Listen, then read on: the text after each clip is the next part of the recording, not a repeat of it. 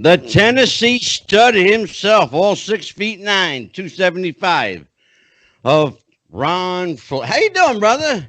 I'm doing great, man. Nice Man, to be I'll with tell you what, you found the fountain of youth, man, because you look amazing. I don't know about that. You but, do. You I feel really pretty look great. good. You know, I mean, for a guy that's pushing what, like you're like 105 now, 106. You're looking good. Yeah, No, I we know feel you're pretty not good. that old. We know you're just a baby. Ron, welcome to the show. We're going to talk about your. We got a lot to talk. Oh my God, so much to talk about. Where do we begin? Talk about your wrestling career. You're managing, owning a promotion, running a promotion. Now you're an author and a podcaster. Holy! Is there anything you don't do? Well, there's a few things I don't do, but that's I've not because I seen you don't sing want and to. dance yet. No, I'm not much of a dancer, that's for sure. Well, I'll tell you what. Mikey, why don't we give Mr. Fuller the introduction that he deserves from this crew here. Let's introduce everybody to Ron. Ron, I'm Angelo. We spoke, you know that. Right? Gentlemen here, the good-looking guy with the big old mutton chops. That is Dan the Man, the happy haberdasher. Dan the Man Sebastiano. He's the smartest guy in the room. Hello? And of course, got over here the man who set everything up tonight, Mike Messier. Mike? Hi, Ron. Yeah, Mike is an actor, writer, producer, director, filmmaker.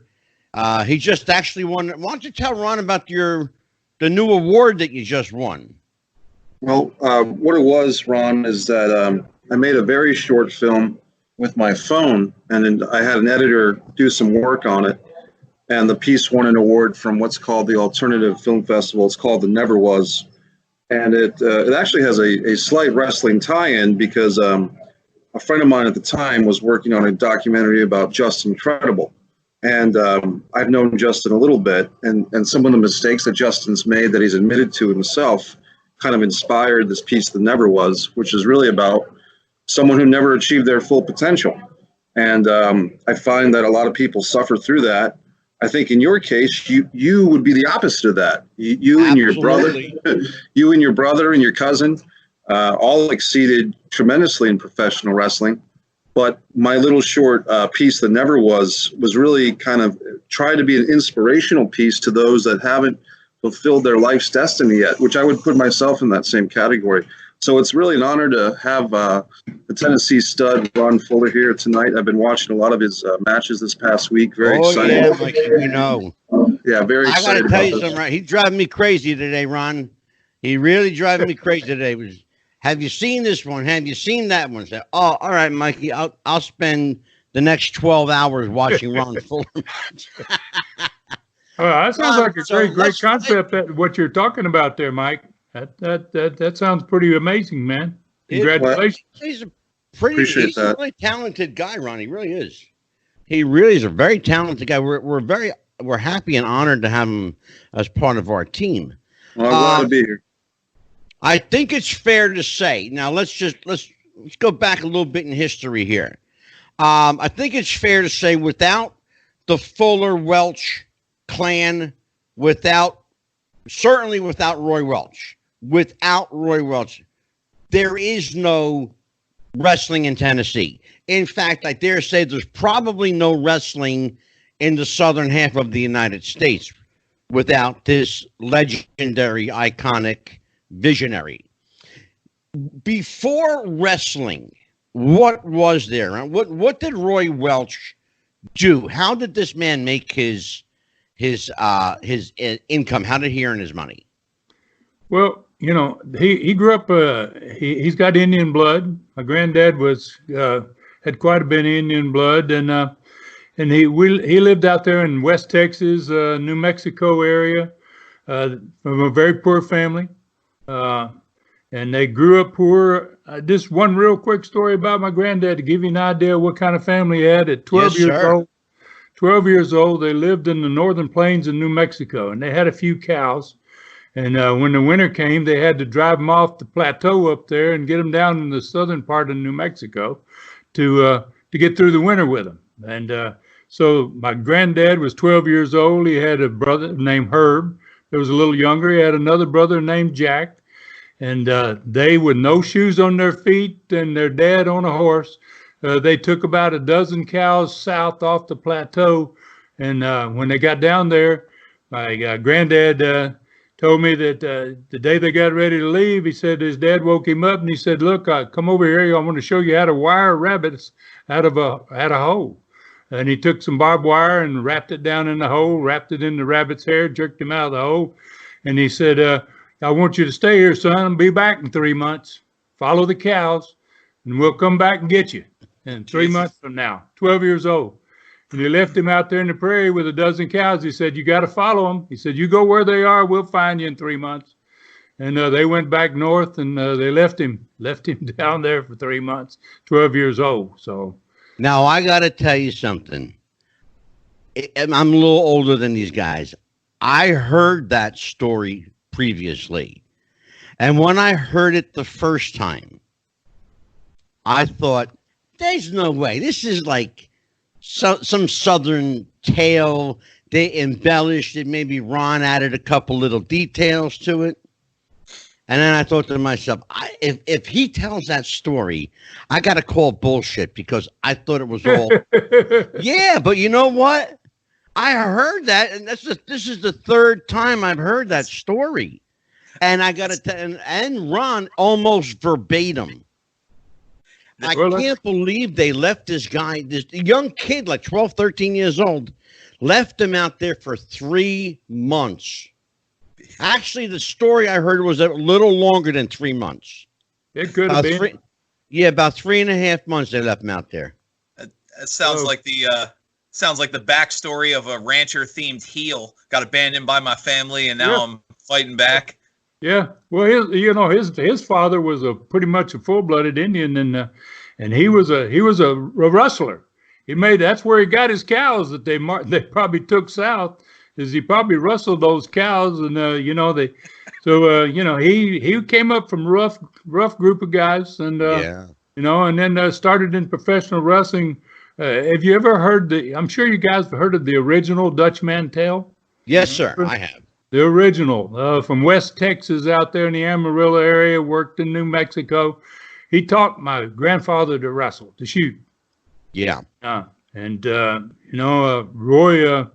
he broke Roy's wrist the first time they ever shot on purpose. And then Roy, he said, in his Dutch accent, he said, "And I hope I never see you again." And Roy said, "Oh, no, I'll be back. I'll be back." And about 6 months later, he came back and he broke his ribs the next time. So, he really had it tough getting into the wrestling business. And, he really learned a whole lot. He worked as a carny on the Valley. Back in those days, that's where a lot of wrestlers got their start. And obviously he could shoot. And he learned everything he learned from Dutch Mantell so far as a shooter. And Dutch eventually sent him to Territory, Columbus, Ohio, in the early 20s. Ron, I want to pick up on that for just a second, because we've heard stories on the podcast before about guys working the carny circuit way back in the day, but back in the 20s and 30s especially, when they were traveling carnivals. You had the strong man, you had, of course, the wrestler, who would very often the wrestler would work another person in the carnival, but the people didn't know it. It was like kind of a shill, kind of a. So you know where I'm going with this.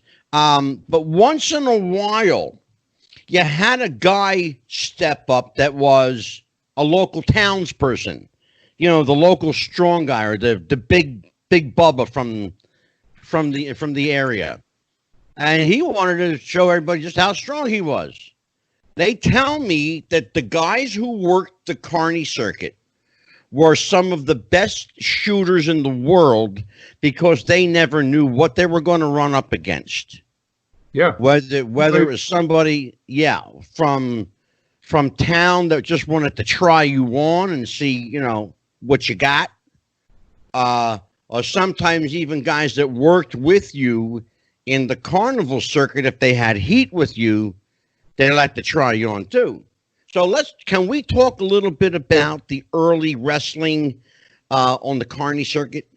Sure, absolutely. So tell me about like I know that Roy Welch did a lot of that. Where was his primary education in wrestling? Was it the Carneys? No, I think he got almost all his education from Dutch Mantell. Okay. He told me that when he got interested in wrestling, they had some organized wrestling in Amarillo, and Dutch Mantell was actually working some shows in probably the 1910s to the 1920 era in Amarillo area, and he went to a show, and he got a chance to meet him, and he asked him. He said, "Would you train me?"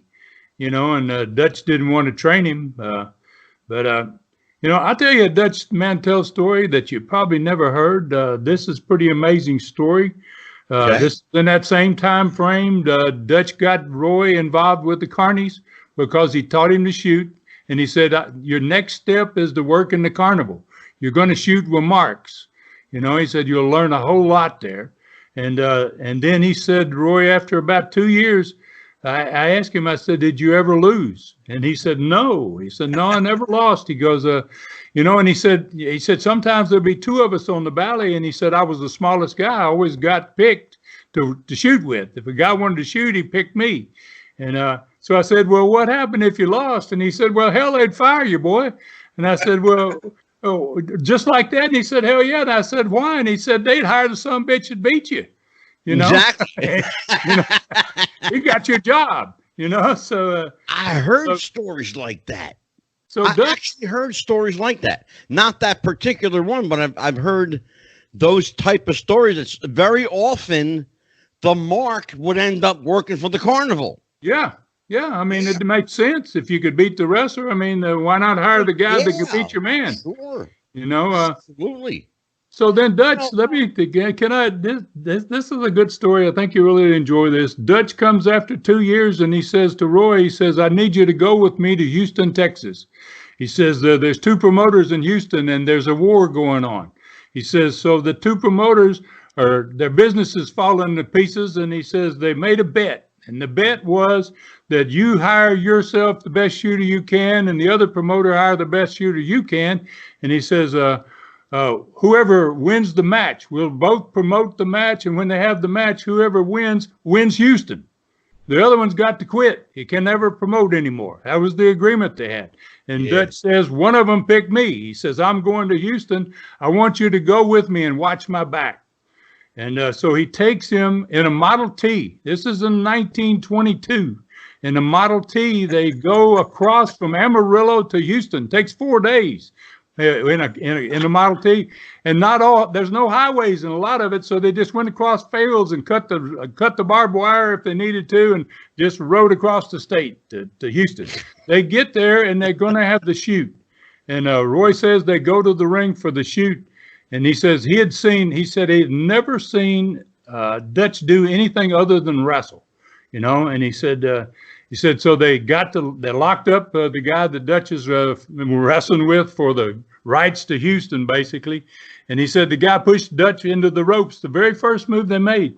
And he said the referee was a part of the deal. The referee got between the two of them, and he kind of slid in front of Dutch so that the wrestler could hit Dutch.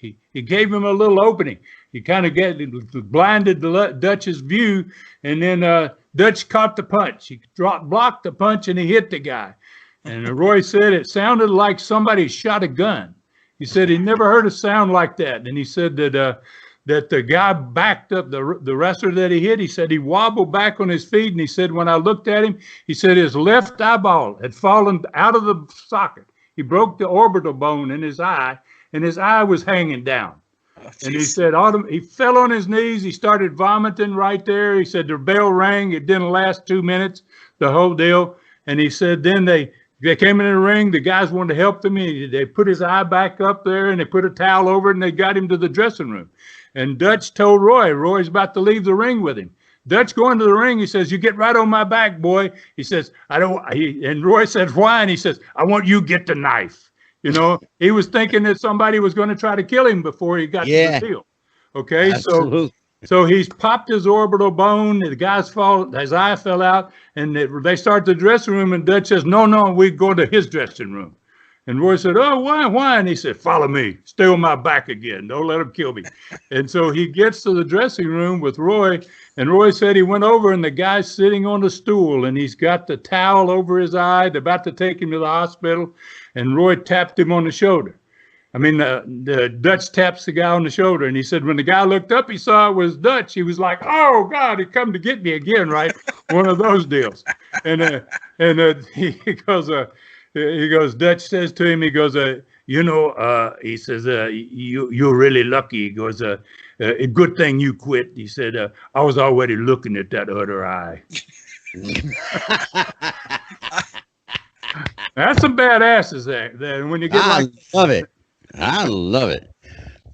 So now, fast forward a little bit, somewhere around the 1940s, 50s, somewhere around there,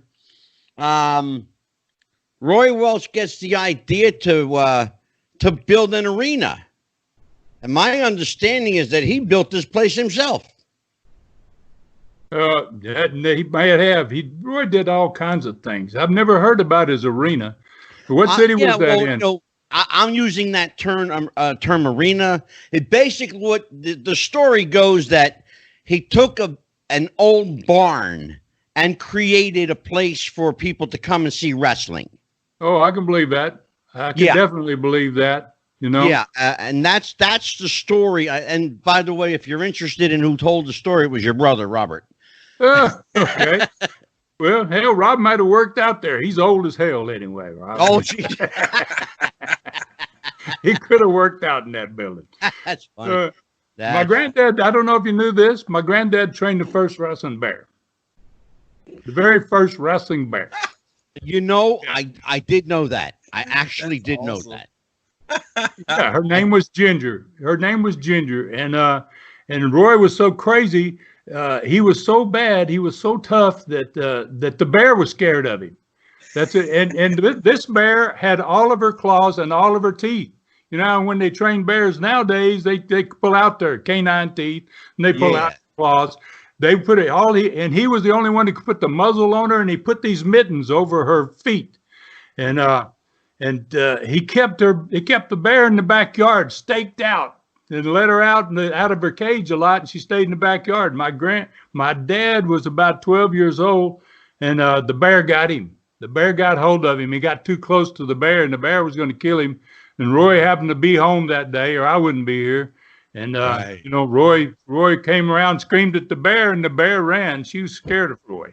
You know, and I asked him, I said, "How do you scare a bear? You know, how do you make a bear scared of you, right?" And he said, "I slapped him."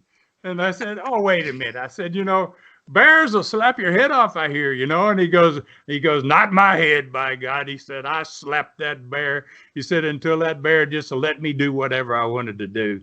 So, yeah, I'm telling you, man, he was a pretty rugged dude. I heard some stories. Dan, go ahead.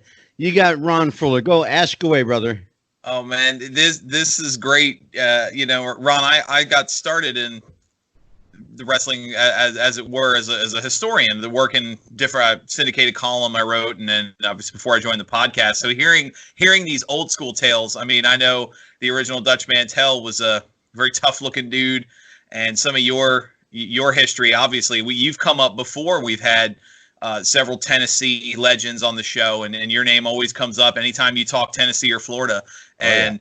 So I want to say I appreciate this honor being able to talk to you. I was hoping you could actually expand on something. You brought up obviously the original Dutch Mantell. Back when you're talking 1910, 1920s, photographs really weren't, and obviously there's no video, but photographs really weren't what they were.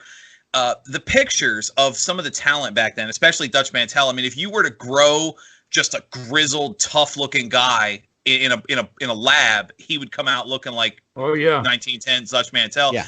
I'm wondering how, even at the time, how much of that was legitimate. These guys were, you know, broken teeth and scarred faces, and how much of that was really them, and how much of it was, I hate to say, but like the old carnival where, maybe the strong man would oil himself up a little bit, not drink water that day. How much of that was them, and how much of that was maybe a little bit of showmanship? Oh, I would say there's a little bit of it. I got a great story about Dutch. My granddad told me. He says Dutch Mantell was one of the richest dudes in the West. I mean, he had a Model T Ford when nobody could afford a car, Mm-hmm. And so I asked my granddad, I said, well, how did he get rich? And he said he had the greatest gimmick going. He said he would travel to the old towns out west, and he said he would go into town in the bar late in the afternoon or when the guys were starting to congregate, and he would be real mouthy. He was a small guy, he wasn't real big. He was real mouthy, and he would say, oh, damn, I'm the fastest guy in this town. I'll race any sumbitch in this town. And then he would get some bets up. People didn't know who the hell he was, and they thought, well, maybe this guy's fast, maybe. So he'd get a few bets up, and he'd go out in the street, and they'd mark out a little raceway, and they'd say, go, and the guy'd run off and leave him. So he'd go back in the bar, and he'd be hot, throw his hat down. Ah, damn, I can't believe it, but I'm strong. He said, I can beat anybody arm wrestling. Well, Betts got bigger this time, right? Because he's small, and they know he can't run. And he's full of crap, probably, and so they bet a little more this go around, right? And the bets go up a little higher, and then they go out. They sit at a table in the middle of the saloon, and a few more people congregate. They go running out there, and they go, "Hey, there's an idiot down here betting, and he don't know his ass from a hole in the ground. Just you can get paid quick, right?" So the saloon about fills up, and then they have the arm wrestling contest, and the guy just slams his arm down.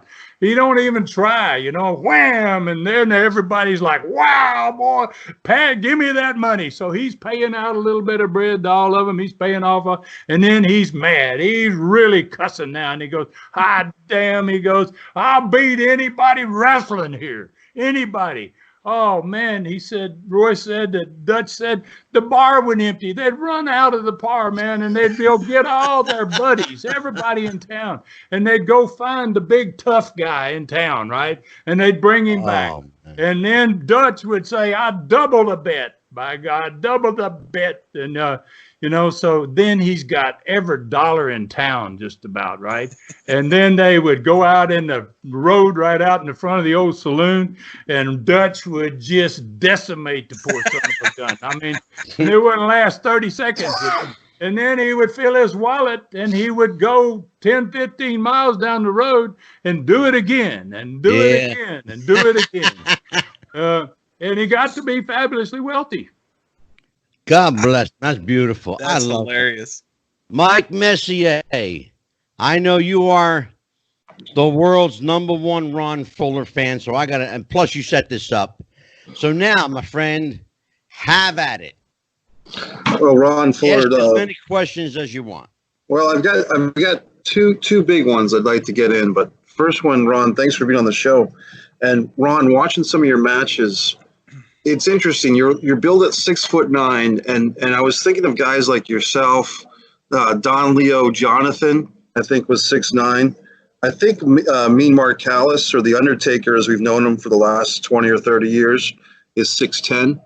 And I was just kind of wondering about the actual in-ring style that you had, because at 6'9", you by and most standards are close to a giant, but not quite in that Andre the Giant or Big John Studd level of height. So what I liked about guys like yourself, Don Leo Jonathan and Mean Mark Callis, and the Spoiler, is that you guys could still have a traditional wrestling match, but still have that height advantage. So you can take advantage of your height, but you're not the stereotypical giant either. I just wondered if you had any thoughts about that, how your size, being kind of that almost a giant size, fit into your in-ring career. What I did when I first started wrestling, and I was tall and I was thin. I kind of set my training. I wanted to be just as fast as a small guy. I didn't want to be the giant. I wanted to be a big, tall, strong guy that could move just as quick as a small guy could.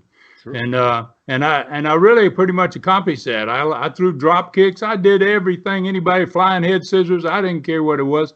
I felt like I had to learn to do it. And so my style fit that I could work with everybody, and it made sense. I mean, if I'd only worked with guys who were 6'9", like you say, there wasn't a bunch of them. It'd have been hard for me to find opponents. Been hard for me to find work. You know, so it worked out good. Yeah, I think it did too. And then that kind of goes with my follow-up question, which is, I was very good friends with Ox Baker, the master of the Hurt Punch, and Ox even called it the Hurt Punch after Stan Stasiak passed away because they both did the Heart Punch.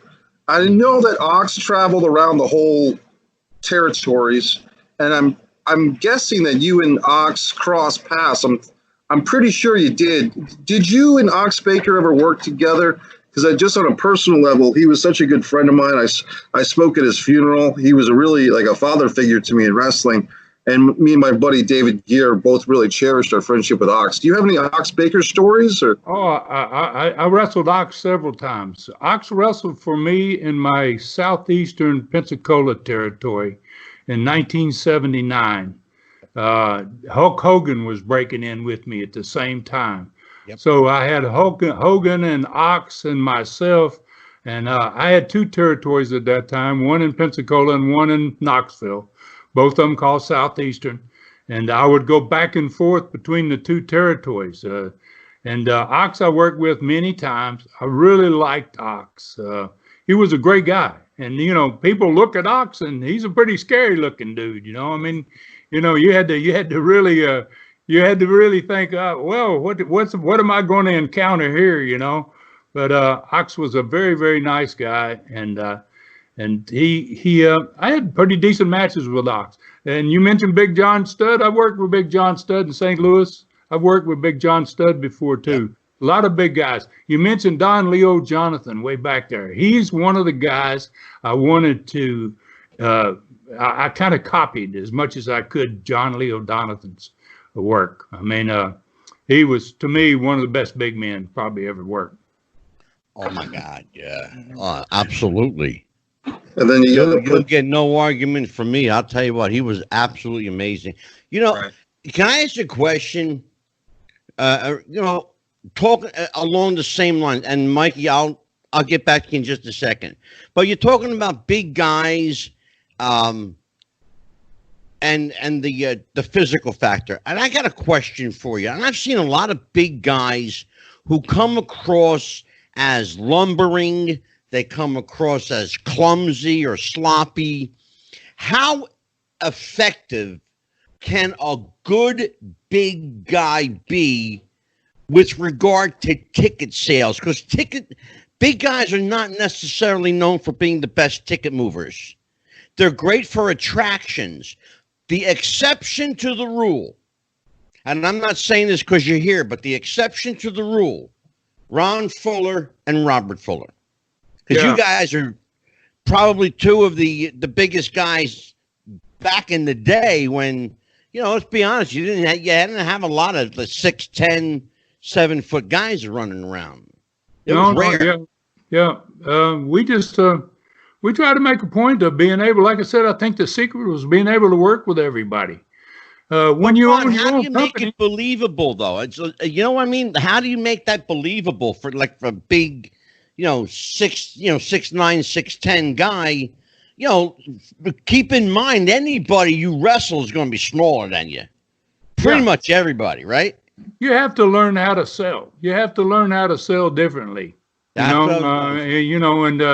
And you got to learn to sell for little guys in some respects, but you don't want to overdo it to where you kill yourself. You want to keep your own strength. You want to get over yourself.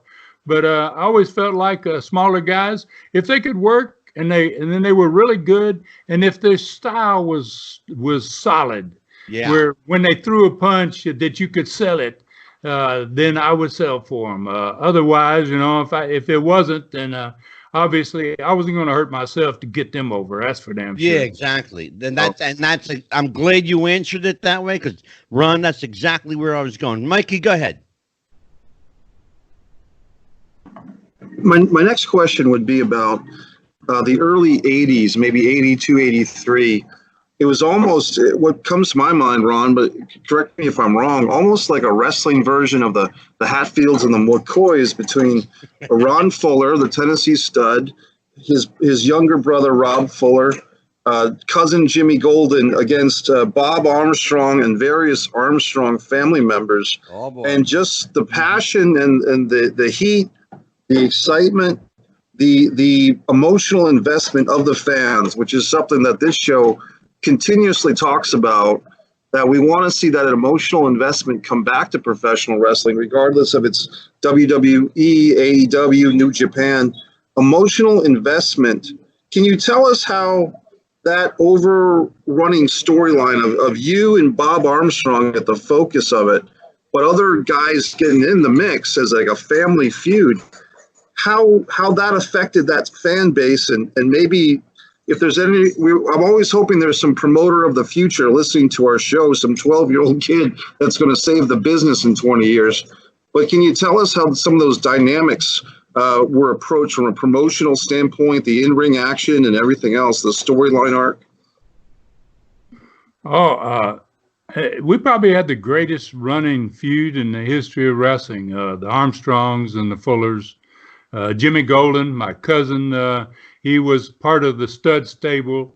All of that stuff got started, and it just kind of and then Bob just happened to have some of the greatest workers coming up underneath him.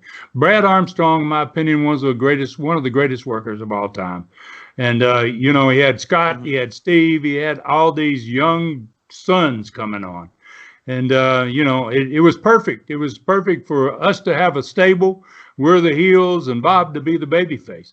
We actually really kicked that angle off between us, though, in 1982 in a world championship match between me and Flair, and Bob Armstrong was the referee. Bob had never healed in his life. And we talked about it. I said, Bob, we want to turn you heel, man. And I didn't know whether he was going to be a great heel or not. Had no idea. But, I thought that if this works, we can turn the family situation around. All of a sudden, they're the heels and we're the baby faces. We'll get another 2 or 3 years run out of it. So Bob turned heel that night. We had such a hot finish that night that Flair, when I told him what the finish was, he looked at me and he laughed and he said, Ron, he goes, we're going to get killed tonight. And I said, oh, well, Rick, I know it's pretty hot. And Mobile, Alabama is where we did it. It was a very hot city. I got arrested the very first time I ever wrestled there as a heel. I got taken to jail. So, it was a hot town to work in, and Flair knew it. And Flair was like, oh, my God, Ron, this is horrible. And then Bob says, Ron, well, do whatever you want. Bob turned out to be one of the greatest heels I ever saw. And what we did is we didn't do like tradition would have it. We didn't have him have his sons turn heel. We had him turn heel on all of them, even his sons. He slapped Brad on TV because Brad couldn't beat a guy. And Ron, that was the genius of it. That was the genius. It was just Bullet Bob. That was it. Yep. And nobody saw it coming. Not even no. It was unreal that night. I mean, the fans were they were shocked. It was like, wow, what's going on here? Nobody saw that coming. Yeah. So, and that's where we rode. We parlayed that into a probably 5-year running feud between the Armstrongs and the stud stable. Oh, my God. Yeah. Go ahead, Mikey. Well, it kind of reminds me a bit of the Von Erichs Freebirds feud, except in your case, you did the group heel face switch, which even the Freebirds and the Von Erichs never attempted that. And I couldn't help but think of the 2010 era John Cena, who really could have been freshened up if he had turned heel at some point. And it's just too bad that pro wrestling, or the WWE especially, has gotten so regulated by itself that they don't take more chances. Can you talk about, as a promoter, maybe I'm wrong, but is it important to take chances with storytelling? Oh, yeah. Question. Yeah. When you're a promoter and you're a booker, what you want to do is you want to keep them sitting on the edge of their seat. You never want them to know where it's going. And if you can do that when you're building your territory or you're running your company, that's what fills your buildings, because they say, oh, I know what's going to happen. I know what's going to happen. And this Bob Armstrong angle we just talked about, there wasn't a single person. There was still 11,000 people in that building. There wasn't a single person that said Bob Armstrong's going to become a heel tonight. I mean, none of them. If somebody would have told you that going in, you'd have said, bullshit. You know, that ain't. Exactly. You know, so, you know, it's all about storyline. It was all about storyline. It was all about being 5 moves ahead of your fans. You know, they think they got it figured, and then, wow, they go, oh, my God, what, how did that happen? You know, and that's what it was all about back in those days. You know, Ron, we had, the other day we had gentleman on the show named Dave LaGreca from Busted Open Radio. Interestingly enough, he grew up in the Northeast where I grew up. In fact, not far from me. But also, interestingly enough, the first wrestling that I ever saw and that he ever saw, and we talked about it on the show, was wrestling from Georgia with Gordon Soley. Right. Georgia Championship Wrestling. First wrestling I ever saw. And it was, in fact, Dan's going to pop when I say this. We looked at wrestling from Georgia as, quote, you're laughing already, Dan, the real stuff, and WWF was the fake stuff. Yeah, I can believe that. I can believe that. Here's the question I got for you. Was it intentional to base Southern wrestling in that element of realism? Was that a purposeful, deliberate thing that promoters did down south? Absolutely. My granddad was a shooter. We talked about it way back in the early 20s. My father was a shooter. I was taught to shoot when I was 13 years old. Right. Guys would come out and knock on my dad's door and say, I want to wrestle a wrestler. And he'd say, can you beat this skinny kid? And and nobody ever got past me. You know, so when you grow up with that in your background, you want your sport to be solid. You don't want people to see through it. And you go to the extremes. You don't blade, you bust each other the hard way. I mean, you take it to the next level. Yes, sir. And when you do that, you build fans that believe from the bottom of their hearts, because they've never seen anything that they couldn't believe in. You give them stuff to believe in, and that's what made it. That's what makes it. That's gone. That's gone. Man, oh my God, you brother! Be there anymore. I'll tell you what, my brother. We had Dan and Mikey were on the show. In fact, when we discussed it, we're like begging, like, where is our wrestling again? What happened to our beloved sport? Dan, I want you to pick up on where I left off on the realism element, and then throw in a couple of 3 or 4 or 5 questions of your own. Go ahead. Well, no, it worked. Angela's absolutely right, and that's why I was cracking up before he finished the sentence, because I grew up in an area where I got both. I got the NWA on one channel and the WWF on the other, and then the local stores that had all the territory tapes, so Tennessee and Florida and all, and there was definitely a feeling there, and that was part of the aura that your family had, was that the Fullers were the smartest family in wrestling, not just your in-ring psychology, but everything that you did. And it really added to that level of realism, because there were moments that your feud, you know, Mikey touched on your feud with the Armstrongs, where who knows? I mean, you guys probably beating each other up in the parking lot when the cameras aren't rolling. Like, as a fan, you get that feeling that's long since been gone. But I was hoping, actually, speaking of the plans and the old times, one of my more favorite moments you guys had during this feud with the Armstrongs was you introduced the Southeast Continental title, and you gave it to Michael Hayes.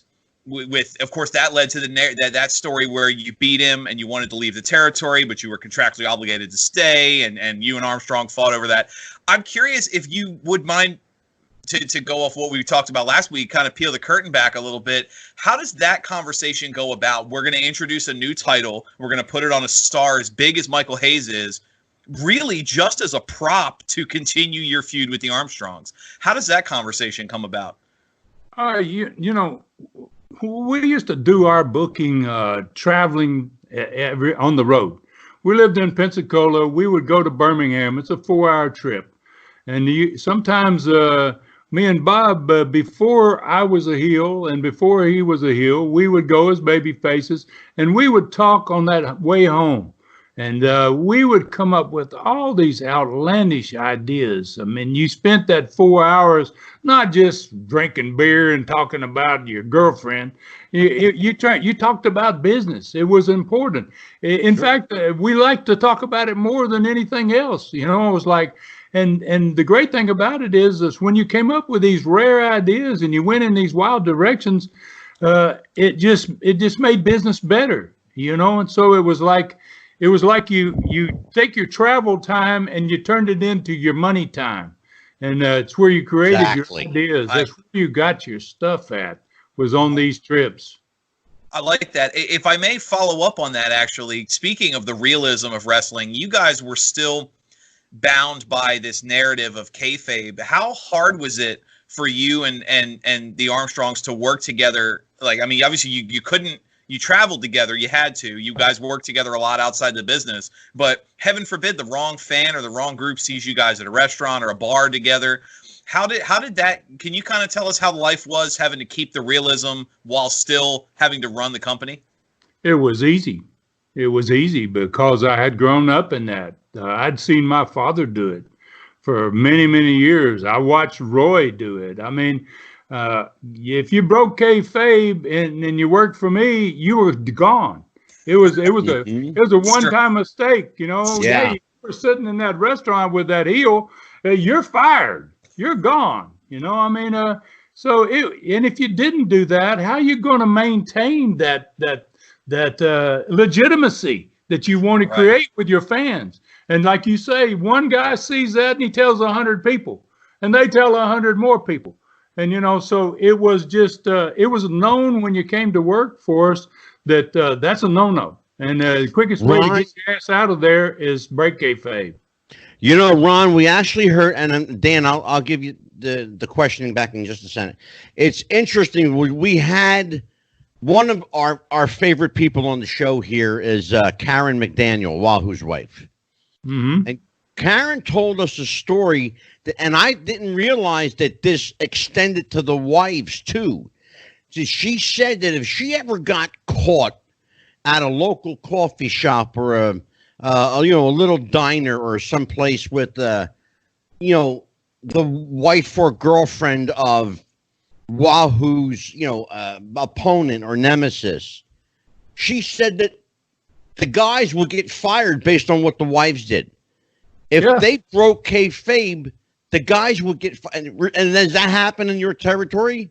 Oh yeah, I mean you had to include the wives, because fans, if they took their wives to the matches, the fans, it don't take them long. They talk all the time. They go, "Hey, that's so and so's wife," and that's, and if they see you someplace, I'll tell you how strict I was about the way I was brought up. I was married 3 times and I never smartened up a single wife. Dan, I didn't smarten up my own wife. Dan, pick up Dan. That's how important it was for me. When they saw the blood, they were like, wow, geez, man, whatever it was. And that's a commitment to the sport that's gone. I mean, obviously it's gone, never be there. But there weren't very many people that were as committed to the sport to do that, to preserve the kayfabe part of it like Amen. that. If I may, then to look at that, because since you said you hadn't, which that's quoted a century right there, 3 wives didn't smart up a single one of them. When we had different wrestling wives on, we actually had a wrestling wives themed show, and everybody who's ever been in the business as a wife, a girlfriend, had a very similar story. If you don't mind me asking, then if your wives weren't involved behind the scenes, because really, And even some of the wrestlers we've had on the show have said that the wives and girlfriends and that secondary family was kind of the heart and soul of what was happening behind the scenes. Dan, He had the locker room, but they tell Ron who we had on. Oh, right. The wives show, we had Karen McDaniel, we had Jimmy Snuka and Bruiser Brody's wife as well. And so, I mean, those three of the best backstage, or I should say backstage, but three of the best behind the scenes stories from, amazing talents. And I'm wondering then if you don't mind me asking, if your wife wasn't involved in the way they were, then who did a lot of that for you? Or did you guys just do all that yourself and kind of figure it out? Well, if you're talking about the business part of it, I had one wife that worked in the business. She traveled and she sold tickets. She took care of box offices, and you couldn't get anybody to trust any more than that to take care of your money. Yeah, and she had heart and soul in it. She realized that this is our livelihood, and so you had to. You had to do, it was kind of strange the way you dealt with your family members and that type of thing, about the kayfabe part of stuff. But we were really lucky. I mean, Bob Armstrong's wife, who just passed away a few days ago, as a matter of fact. Yeah. I heard that. And, was a great lady. And she was a perfect example of a wrestler's wife. I mean, when she went, she would sit in the very back. She wouldn't let anybody know she was there or who she was. She wouldn't dare tell anybody, oh, that's my husband up there, or that's my sons. I mean, everybody, a lot of the women that were around the wrestlers that we dealt with, they were pretty much kayfabe too. They knew that you had to protect it. It was vital to your livelihood. You were stupid not to protect it, as a matter of fact. That's fair. Sure. Well, if I can, then one final question, and I'll throw it back to these guys. Karen McDaniel had a lot of stories about designing robes and wardrobe and whatnot. So I'm really curious, while that's still fresh in my head, when the Tennessee Stud debuted, he had a mask. Who designed the mask that you wore? The lady that made most of my robes made Flair's robes. She made a lot of other guys. Who made Johnny Walker Wrestling 2's robe. Olivia Walker, Johnny Walker's wife. That's right. Yep. And Karen told us that. I forgot all about that. Yeah, you're right. She wasn't just a seamstress for wrestlers. She started out as a country and western singers, Porter Wagner and Dolly Parton and all those sequined outfits that they were wearing back in those days. Mm-hmm. She was making the outfits for the country and western stars, and that's why Flair liked her jacket style. He was lots of sequins. I never used a lot of sequins on my jacket, but just the back and the logo. But she did everything. My mask, she did my robes, all of it. And what a great lady she was too. Great personality. Yeah. And did tremendous work. Beautiful work. Yeah, I'll tell you what, we just lost Johnny Walker too, just days ago. In fact, what are your memories? Give us while it's still fresh in my mind, give us a little bit of some of your recollections or your memories of Mr. Wrestling 2, Johnny Walker. Geez, Johnny and I go way back. He's a good friend of my dad. He goes back into Roy's day almost, way back. I'll tell you my best memory of Johnny, oddly enough, guys, is a year ago in May of 2019. Johnny lives in Hawaii, and Johnny came to every year there's a Continental Wrestling reunion in a town called Dothan, Alabama, and Johnny Walker was invited to that. And Johnny and I sat on the tailgate of a pickup truck, but right next to the building, and everybody's all inside. And we had probably 45 minutes to talk, he and I, about our career. I worked with Johnny Walker the very first night that he won the Georgia Heavyweight Championship. He won it 10 times. And I went into that territory when the Atlanta Wrestling War started, and they were having the war. Watts was going to come to Florida and become the booker. And Watts wouldn't put over Wrestling 2 because Watts didn't get along with Wrestling 2. He didn't think he was big enough, whatever, to put him over. So Bill Watts picked me out of Florida. He said, they asked him, who will you put over? And he said, I'll put over Ron Fuller out of Florida. So I went into Atlanta, and Watts put the Georgia strap on me. 3 weeks later, I went and put it on Wrestling 2. And Wrestling 2 caught fire and became probably the biggest star in the history of Georgia wrestling. Undoubtedly the biggest star in the history of Georgia wrestling. And Johnny was the type of worker that he didn't make any money till he put a mask on. He actually, I know Johnny really well. He actually worked for his first 9 years without the mask as Rubber Man. Right. Johnny Walker. Yeah, he sure did. And then he came into Florida. He quit for 2 years, and then they brought him into Florida, and they put a mask on him, and he called him the Grappler. He did better. But when he left there, he only worked for 2 years in Florida, and he quit again. Now, this is a story that's a pretty amazing story. He went when he quit the second time, he moved to Tennessee, and he started working in the gas station, pumping gas. Johnny Walker. Yeah. Okay. Leo Garibaldi's in Atlanta with Ole, and they've got Wrestling 1 there. Tim Woods, Mr. Wrestling there. Okay. Yeah. And Leo gets this idea. He says, I want to, we need another wrestler, Mr. Wrestling, another Mr. Wrestling. And so he tells Ole about it.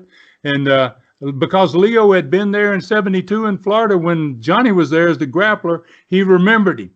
And he said, we need to find Johnny Walker. And they tracked him down. They drove Ole and Leo Garibaldi to Tennessee and to the gas station where Johnny was working, and took him off to the side. And they said, here's what we want to do. Leo says, here's what I want to do, Johnny. I want you to be Mr. Wrestling number 2. I want to ultimately I want you and Woods to be partners. I want to make big stars. Then I want you to turn on him. He gave him the whole program for 2 years in advance.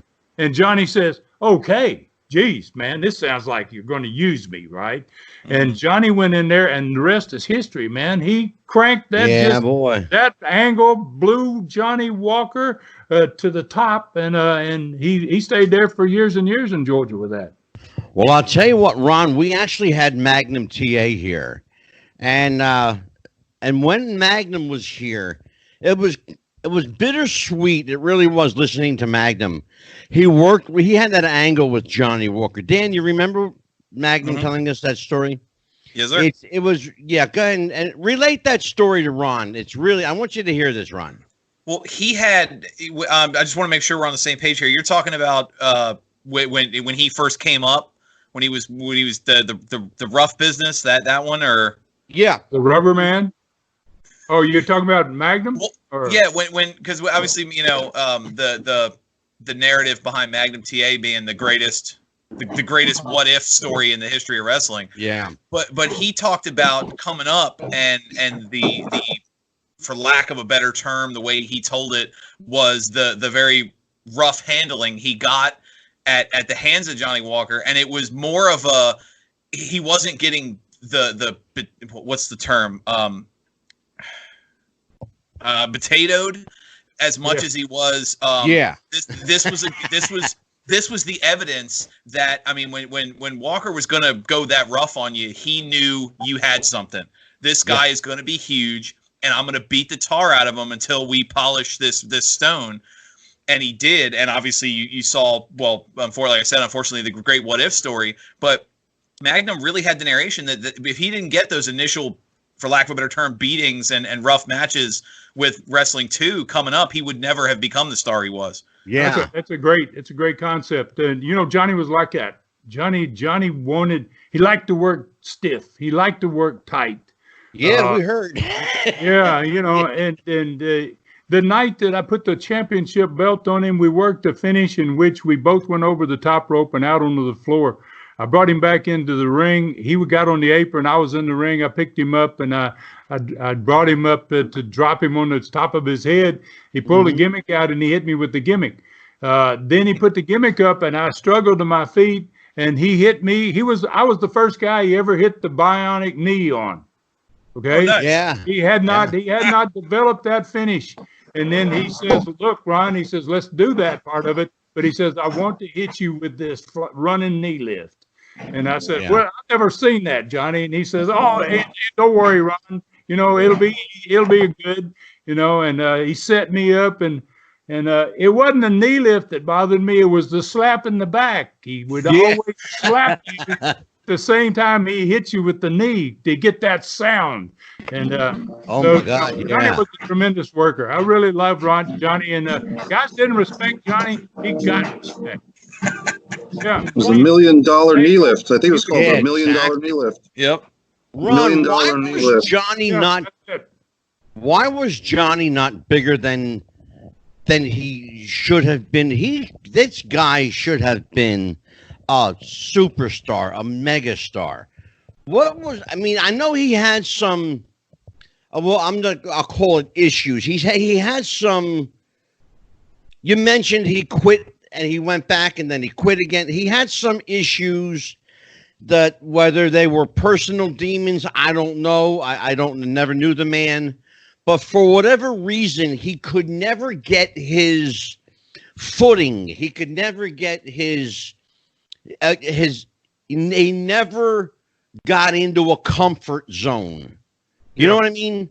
Yeah. And I think you understand where I'm going with it. And I'm not, rest in peace, Mr. Wrestling too, but for whatever reason, I don't know why, but he just never found his place for some odd reason. I think his career didn't develop until he was way into his 30s, maybe even close to 40, before he became wrestling too. Okay. His good days were behind him almost. He happened to get into a tremendous angle with a great gimmick. And he lived his gimmick. That was the one thing about Johnny. I don't know if you guys are aware, he had a tremendous relationship with President Jimmy Carter. Yes, sir. Fabulous. And Jimmy Carter invited him to the inauguration when he became president. And Johnny says, yeah, I'll come if I can wear my mask. And Jimmy Carter went to the trouble to find out from the Secret Service if they let him. And he said, no. And Johnny says, I'm not coming. I mean, he was crazy like that. You never saw Johnny without, he'd take a shower with his hood on. No. And the guys we knew who the hell he was. I mean, what the hell are you doing, Johnny? So you don't have to kayfabe me, what the hell? Take your mask off, right? Exactly. I mean, he was just really, really into that gimmick, and he lived it. He lived it. Mikey, go ahead, brother. Well, I'm just glad that Johnny didn't have a little mask to wear on his anyway. But that would be something to see. Ron, you mentioned Wrestling Wars, and fans today, younger fans, are getting all hot and bothered about AEW versus NXT. But this is nothing new for wrestling historians. And I saw something about Ron Wright tried to challenge you in your promotion, if I'm not mistaken, at one point. And can you tell us what it's like to be in the heart of the battle, the heart of the dragon of a territorial wrestling war where two promotions are competing more or less for the same audience? Can you kind of expand on that from the promoter side of things? Good question. It's sad. It's a sad thing. I went to Knoxville and started Southeastern Wrestling in 1974. I built it into probably the best small wrestling territory in the world. Never was there one better than that was. Short trips, big money, great talent. Had a great cruise, one after another after another. 1979, I got into a situation. It wasn't just Ron Wright. It was Bob Roop. It was Ronnie Garvin. It was Bob Orton Jr. and the great Malenko. 5 basically of my guys decided that they wanted to try to take the territory over. And so we battled through the summer of 1979. And I watched my company that I had taken years to build that was selling out everywhere we went, and I watched those houses die during that time frame. I don't know if you guys have ever heard of the Plan B videos. You ever seen that?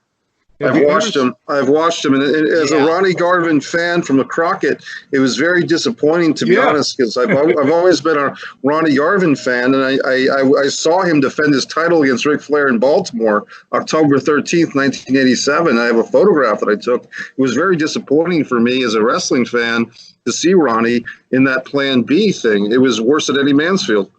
Well, can you imagine those five guys sit there and just off the business? I mean, just plainly said, it's nothing real about it. And can you imagine? This is 1979. What would have happened if that video had ever gotten out? It would have put an early end to wrestling. Basically, oh my God, it would have really affected all the territories. It would have affected everybody, all of professional wrestling. So it was a horrible experience for me.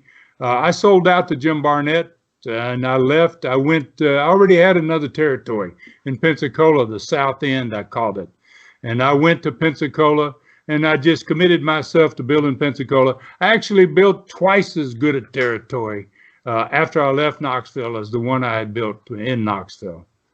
While we're on the topic of the rivalries and territories, I was wondering, as somebody who was there kind of in the heart of everything, if you had any inside information or if you could expand on the rivalry between Jerry Jarrett and Nick Gulas.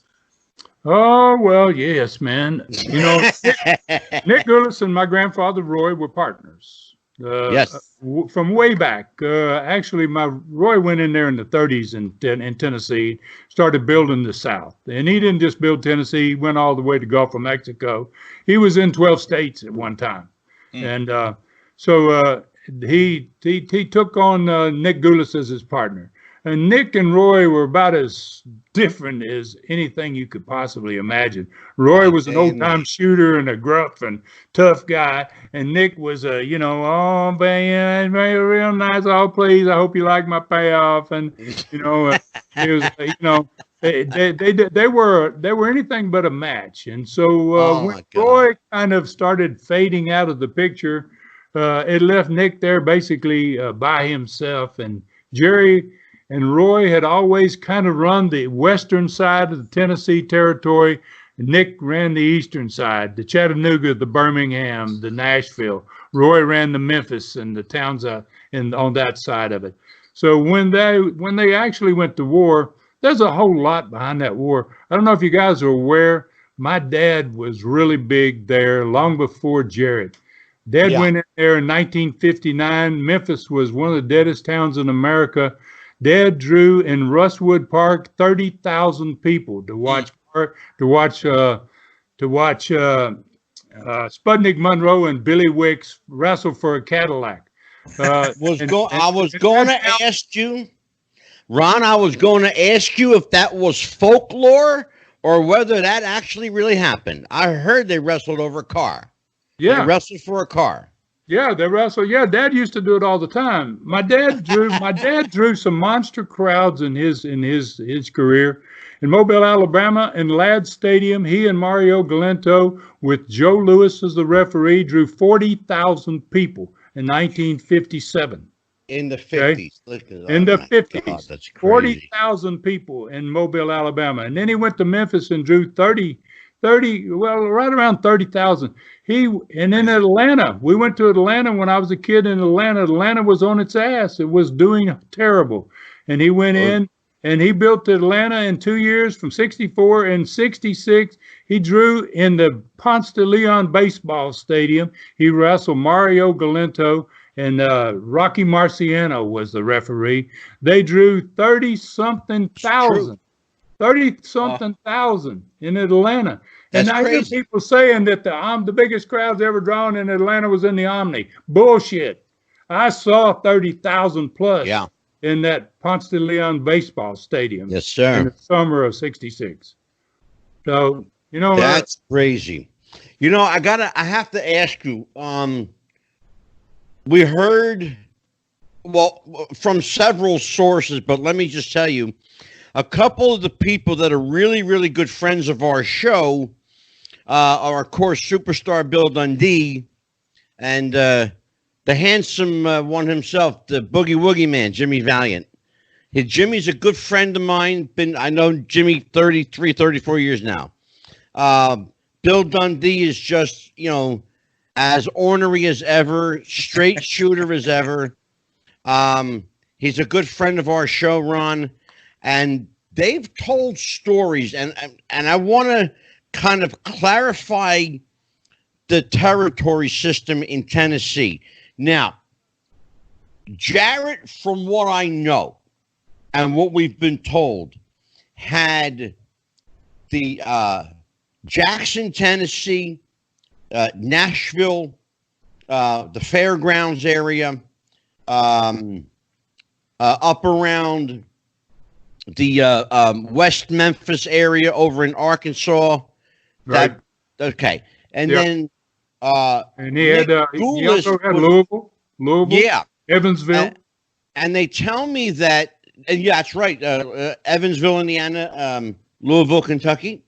But they tell us that Nick Gulas was basically regulated to that one area. Basically, just they gave him enough, to wet his beak, because he was such a notoriously horrible promoter. He was notoriously cheap. Mm-hmm. Oh, yeah. He didn't do the right thing for business, not for the boys, not for the fans. What was it about Nick that he just, for whatever reason, Ron, he just didn't get it? And why did he always want to push his kid, George Gulas? You know where I'm going with this. Go ahead, Dave. Yeah, definitely. Oh, Go absolutely. ahead. Well, Nick became Roy's partner because Nick was a pretty decent businessman. He was good at keeping the books, but he didn't know shit about wrestling. He had no concept of how to make that work. Yeah. He had guys that he made one of the critical mistakes that you never make as a promoter. He had guys that he wanted to take care of, and he wanted to treat them differently than some of the other boys. And when you start doing that, you're on the way to killing your own business. So and then, like you said, he had George along the way. His payoffs were so notoriously bad that I remember Jack Briscoe and I having a conversation when I first went into Florida, and I asked Jack if he'd ever worked in Nashville. And he said, "Yeah, Ron." He goes, "I worked in Nashville. I sure did." And I said, "Well, how did that go?" And he said, "I went in there, man, I was driving a Cadillac." And he said, "I came out on a Greyhound." I mean, he said, "They starved me. Nick Gulas starved me to death. He didn't like me. He didn't like my wrestling." So Nick didn't have an eye for talent. And where he really, really buried himself was with his son, because he wanted his son to be a star. His son was not an athlete. He had no talent. Not at all. And he just, once he made his son the champion, he really signed his death warrant in the wrestling profession. I heard that, Ron. His son was just a scrawny-looking, skinny kid that couldn't fatten up if he tried. Not a good-looking guy either. I'm sorry to say that, but he wasn't a handsome kid. Oh, no. I tell you, he worked for me one time. My dad forced me when Knoxville was just taking off. Yeah. We were selling out the Coliseum. They'd never even run in the Coliseum. It was too big to go to. We were selling it out pretty much every week. And my dad, I had one of these big shows. It was me against Harley Race. And Dad says, "Can you put George Gulas on your card?" And I was like, "Oh my!" I said, "Wait a minute, Dad. George Gulas.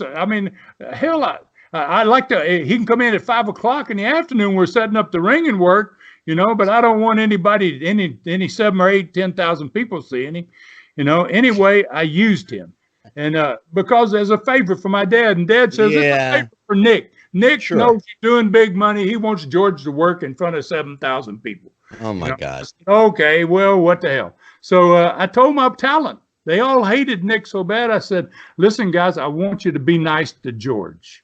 And every one of them went, "Oh, wait a minute. No, Ron." And I said, "No, it'd really be doing me a favor to do this, okay?" Right. So I had a guy in the crew named Don Carson. Don Yeah. Carson was a great personality. He was one of the best guys in the dressing room you could ever have in your territory. And I told Don, I went to Don personally because I knew his relationship with Nick, and I said, Don, I really want you to be nice to George. And, so the night George came, and he comes in the dressing room, and I watch. I sit there with my back turned, and I kind of paying attention to where he's going. And he went, like most wrestlers, around the dressing room, shaking hands and introducing himself. And when he got to Don, he said, "Oh, Don, good to see you. Good to see you." He goes, "How y'all doing?" And Don said, "We're eating, George." meaning, we're not starving like you guys are over there in Nashville. We're eating, George. And George just kind of put his head down and he went walking on. I was like, oh my goodness, Don. But George really was the demise of his father. Yeah. I heard so, and I'll tell you how I know a little bit about the inside of that. My ex-wife was a lady wrestler for Nick Ulis. And in fact, I believe you knew her tag team partner, Ann Jeanette. Right. Yeah. I know for sure that you knew her ex-husband, David Novak from the Bounty Hunters. Oh, yeah. Yeah. Right. Novaks, yeah. Yeah. Just as a little side note here, David Novak's son was my stepson for 16 years. So, and he looks just like him, Ron, if you ever see him. He looks just like him. So, now, I brought that up to ask you this. How important, even in the grand scheme of it all, how important was Gulis's presence there? Was he a catharsis for people to work off of? Was he somebody that you could legitimately get a start with and then move on from him? Or was he a complete waste? Well, he had certain guys that he served a purpose. He had certain guys that he really liked. And my brother worked there a lot, and I never worked in the Nashville territory ever. My entire career, I worked Memphis for Jarrett for 1 year in 1975. But my brother liked Nick. He was one of the few guys that liked Nick, and he said Nick was always nice to me, Ron, and Nick took care of me. And I said, yeah, but how did he take care of the other boys, Rob? Well, I didn't ask what yet they made, he said, but, but I knew Nick had certain guys that he really liked. Jackie Fargo. He's a huge Jackie Fargo fan. Lynn Rossi. Lynn Rossi is an old timer back in the day. He was a huge Lynn Rossi fan. Lynn had a great body, and he used those guys. They worked specifically on Nick's side of the territory. They never worked the opposite side of the territory because they wouldn't have got used as good as they were getting used by Nick. But most of their guys that worked for Nick starved. I mean, they were really, really hungry. They had more Mexicans working that territory in the 30s and 40s and 50s. They had at one time 150 guys working that Tennessee territory. Yeah, and probably 50 of them were Mexican boys that they didn't pay anything to hardly. It was really terrible. I mean, his reputation really precedes him. Mikey, I know you got a couple of questions, so I'm going to let you have this one, then I'm going to shoot it over to Dan. I was thinking of Pensacola wrestling, and I remember from the corridors of my wrestling memories, the Rat Patrol of, I believe it was Tonga Kid, Brad Armstrong, or maybe it was Scott Armstrong, and Johnny Rich. Yeah. So I mean, talk about a babyface trio. But I was going to ask you, Ron, to me, the pro wrestling scene, as far as my own lifetime, would be 1983 is when everything peaked. That would be the greatest year for professional wrestling for everybody in the United States, at least, and probably in Japan too. And then when you had things like Vince McMahon sticking his claws into other people's promotions and the competition and everything that came with that, I think things actually declined before even the first WrestleMania. To me, 1983 with your area Continental, Mid-Atlantic, Georgia, Florida, World Class, AWA. That was the glory period for wrestling. As someone who kind of lived through the 80s wrestling scene from the inside, can you tell us from your own perspective, the vibe, the feel, as Vince McMahon Jr. was getting so competitive and so cutthroat with all the people that his father made those handshake agreements with, and those that same hand that shook those hands spawned this monster of a promoter who stabbed everybody in the back. Can you discuss some of that for us? Oh yeah, and you're right. '83 was the biggest year Continental ever had. It was actually Southeastern still. We turned it into Continental in '85, but that was the biggest year. I worked in Japan in '83 with the Funks. Great tour with Baba and the Funks, Mil Mascaras and those. Wrestling was on fire back in probably the early 80s and specifically around 83. That's when we worked the angle I talked about with Bob Armstrong. The December of 82, 83 was a monster year for us. And and then when Vince, I was gone, honestly, guys. I left the business in 88. I retired in 88. After I finished with Continental and sold out, I started a company in Knoxville called USA Wrestling. I ran it for 6 months. I sold it to the same people that bought Continental from me. And I went into hockey. I don't know if y'all are aware of that. Oh, yeah.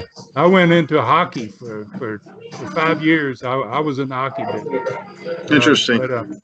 Vince obliterated the business. Vince killed wrestling.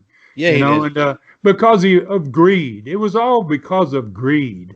And you know what was really funny? In 1985, I had a company in Houston, Texas that was putting my television program, Continental, in the Middle East. We were in 5 different countries in the Middle East with my show. And they came to me and said, Ron, we've got a connection in New York. We want you to come to NBC and talk to them about a national show. And I went there. And I went to the NBC, talked to them. And when I left there, my thought was, if I do this, what's going to happen to me in this business? Am I going to be able to keep my friends in the NWA?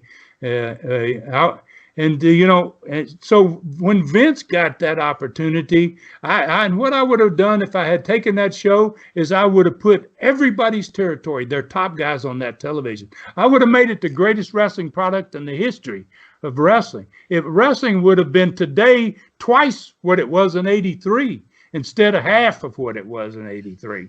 What he did is he murdered it. And he did it for greed. Ron, were you part of Greg and Vern Gagne's USA Pro group? Yes. When they started, okay, you were part of that when they see, for people who don't know what Ron and I are referring to, Greg Gagne and Vern Gagne got together with 3 or 4 other promoters and formed this super fed. It was called USA Pro Wrestling. Pro Wrestling USA, to be exact. Pro Wrestling USA. Thank you, Mikey. And it, on paper, it seemed like an amazing idea. But then something happened that always happens in wrestling, and Ron knows where I'm going with this. Promoters' egos go unchecked. They get out of control. Well, I want my guys to do this. No, I want my guys to do this. Blah, blah, blah, blah, blah. Before you know it, this super fed becomes super fed up. They all break away. They go on to their own little territories again, never to be seen from again, because Vince and his deep pockets and fat wallet buy everybody up. Now you've got one federation across America. Fast forward now, all these years later, you've got one wrestling group that really isn't wrestling, Ron, and I'm going to tell you why. And I'm going to tell you what I think, and you can tell me I'm full of shit. But I think that Vince McMahon doesn't like wrestling. I think Vince McMahon's father loved wrestling, but I don't think his son liked wrestling whatsoever. Well, I tell you what, I don't think he knows wrestling. You know, I mean, I think You're his not going to get product an argument from me, brother. his product is so far removed from Southern wrestling that you can't recognize it. And you know, having grown up in the South and watched how it was done there, I can't watch his product. I haven't watched a WWE show in 20 years. I don't watch wrestling anymore. I don't watch wrestling anymore. Yeah. I don't see any of it that I really could sink my teeth into anymore. But yeah, it was a real bad situation, and I love Senior. I love Vince Senior. I worked for him in the Garden. I worked for him in Philadelphia.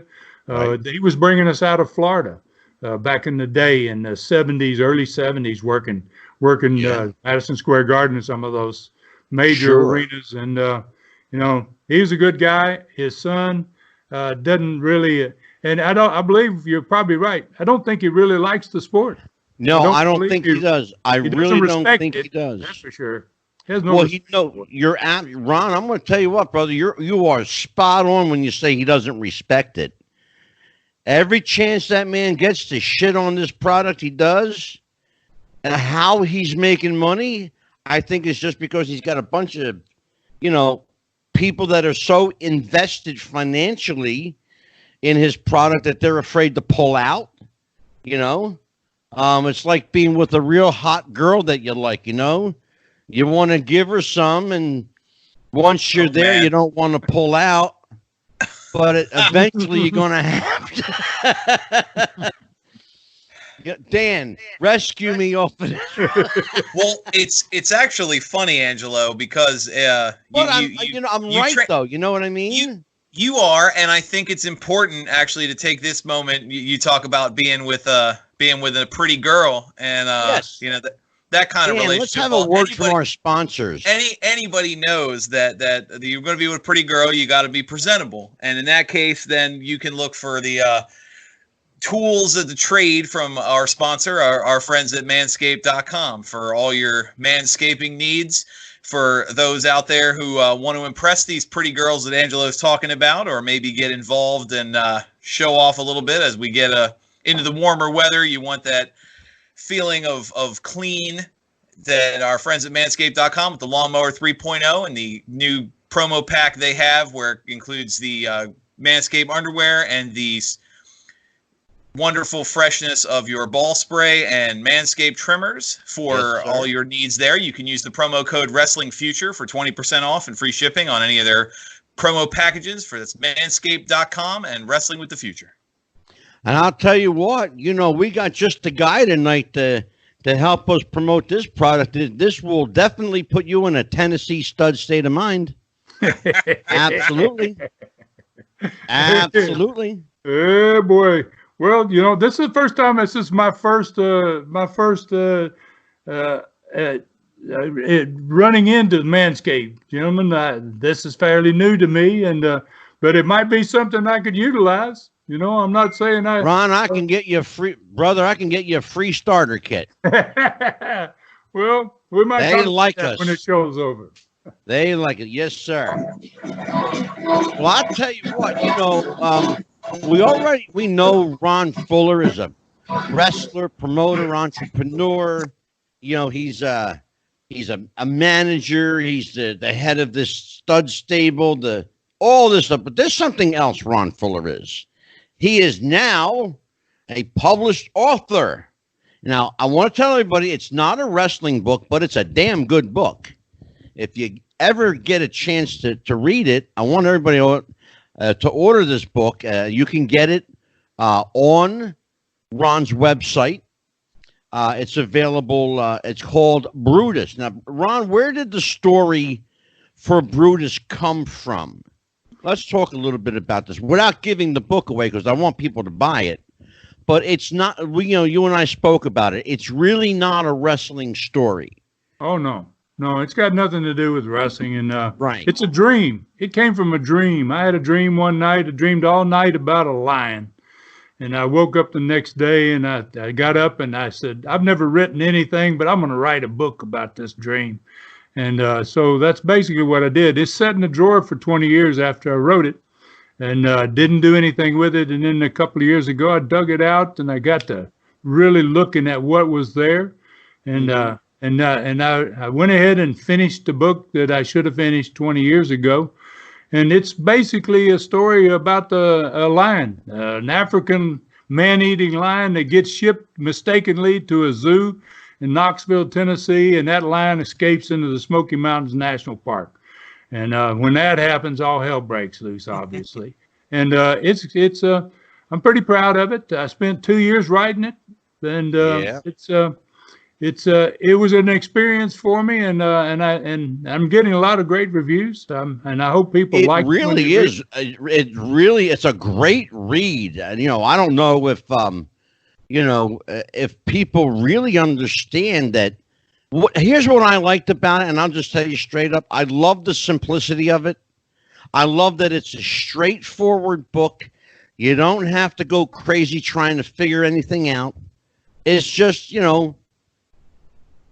simple everyday language. You don't have to go nuts trying to. There are a lot of books that you can go crazy trying to figure out what the hell they're talking about. Yeah, this book is, like I said, fairly straightforward. It's a simple read. It's a good read. It's a very easy read. The book is called Brutus. I want people to check this out. Again, it's available on ronfuller.com. I'm sure you can find it on the also available on the Tennessee Studcast. The links. The TN Stud. You can get it on TN Stud. It's on Amazon. It's on Amazon. Sure out on Amazon. It's you can get it there. It's kind of a cross. This book's a little bit of a cross between Deliverance and Jaws. Yeah. It's got a little bit of that Deliverance in it, and it's got some Jaws in it, except they're not shark jaws.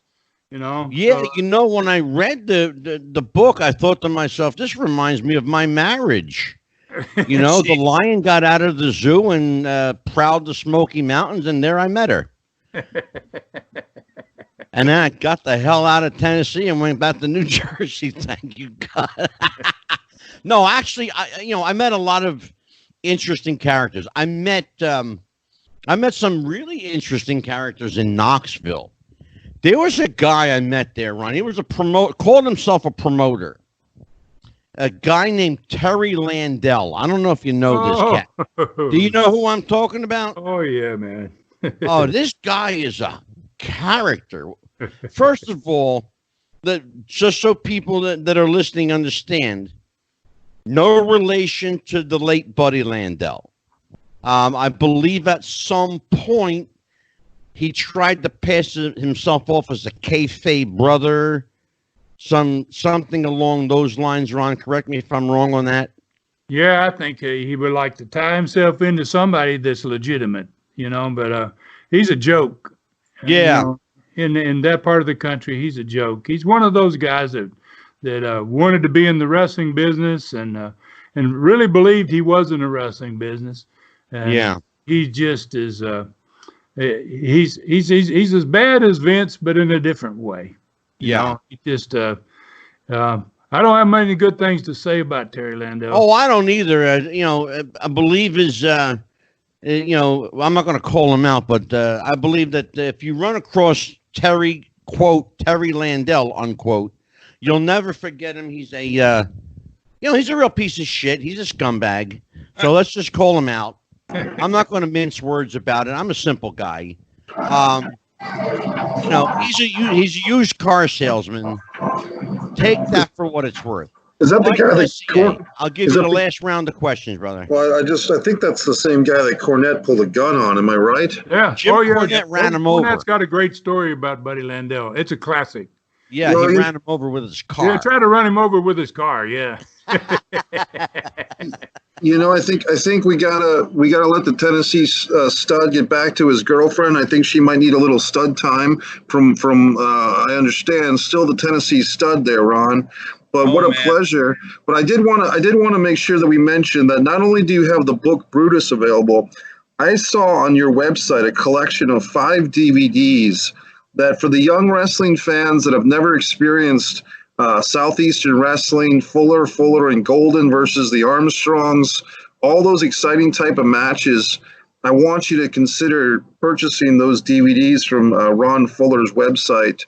And just so that people know that those type of classic wrestling matches, they're not the homogenized stuff you'll see on the WWE network where they extract all the offensive parts or they extract all the music. This is the real deal, folks. Yeah. So if you want to see wrestling the way it ought to be and the way it used to be, and hopefully that 12-year-old kid is out there listening to this show and plotting and pointing the return of real pro wrestling 20 years in the future, check out Ron Fuller's DVD collection. Oh, appreciate that. Yeah, that's a TN Stud. That's my website. Got all kinds of things on there, and and I do a weekly podcast. I call it Studcast. Got a pretty darn good audience. Been on for 3 years. In fact, tomorrow I'm doing the 3rd year's episode, 156, and that's a whole story of my family. Starts with Roy, comes all the way through to my dad, and I'm in 1976, and I'm working my way. It'll be another 7 years before I get through Southeastern and Continental. But I'll tell you, that's beautiful. So tomorrow you're celebrating 3 years on the air. That's it. 3 years. 3 years of Studcast. And tomorrow I'm celebrating 62 years. Oh, walking around this joint. Yeah, 62 tomorrow. Congratulations. Yeah, I told you on the phone. I said you're my birthday present.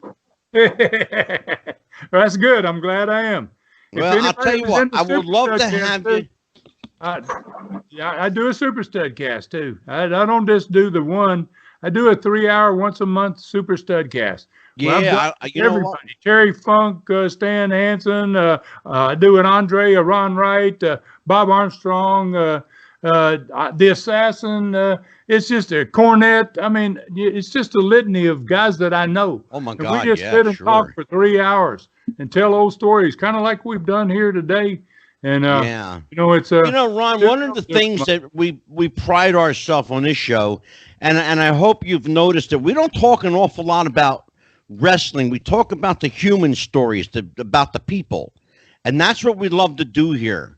We love talking about the people. You're a guy that I would love to have back. I would love to have you back and I know your schedule is like crazy. You got all this stuff going on. Because we planned this. How long ago did we plan this? Probably 6 weeks, at least 6 weeks. I was going to say probably a month and like 2 months ago, maybe. I think it was actually early. It was about 2.5 months. If we ask Ron now, we might be good to go for like October. Yeah, I'd be glad to come back, guys. I've enjoyed it. I like talking wrestling. It's what I've done all my life. Seems like so. I'll tell you what, we like you here, man. We like you here. So yeah, y'all just get in touch with me, and let's do something in October. Oh, absolutely. Well, I'll tell you what, Dan. Yes. Final round for Ron before we let him go. Well, I mean, really, no. I guess the last thought I could get from you is a question I ask all our talent. And that's the question Eddie Graham used to say, everybody in wrestling has a first love and a true love. Who was your favorite opponent? Who did you love working with the most through your career?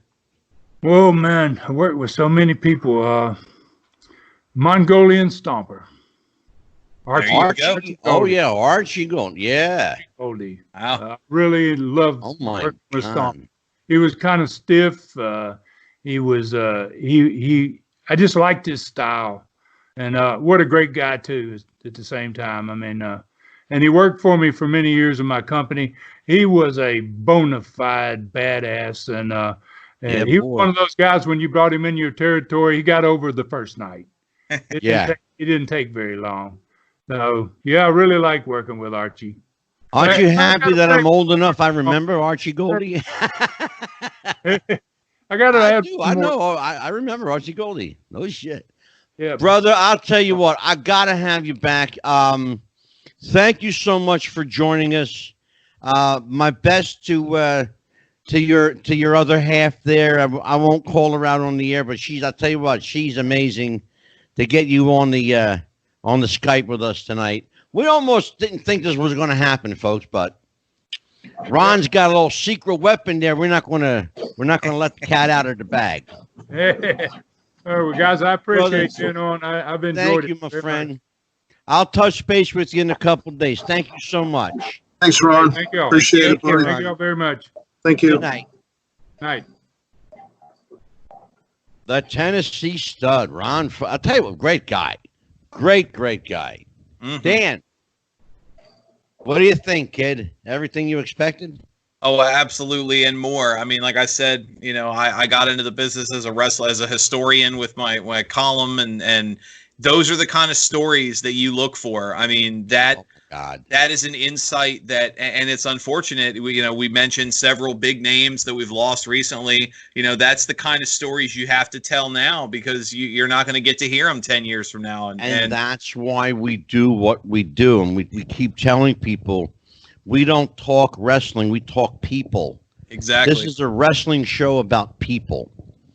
You know, the personalities. We're going to have, hopefully, we're going to have Dominic DeNucci. I would love to have Dominic on. We confirmed it, but then he's having second. We don't really know what's going on yet. But keep your fingers crossed, because we're trying to get Dominic DeNucci on. You know, these guys, there's very few left. They're all leaving us, you know? Yeah. I want that history preserved. Mikey, we got to preserve that history.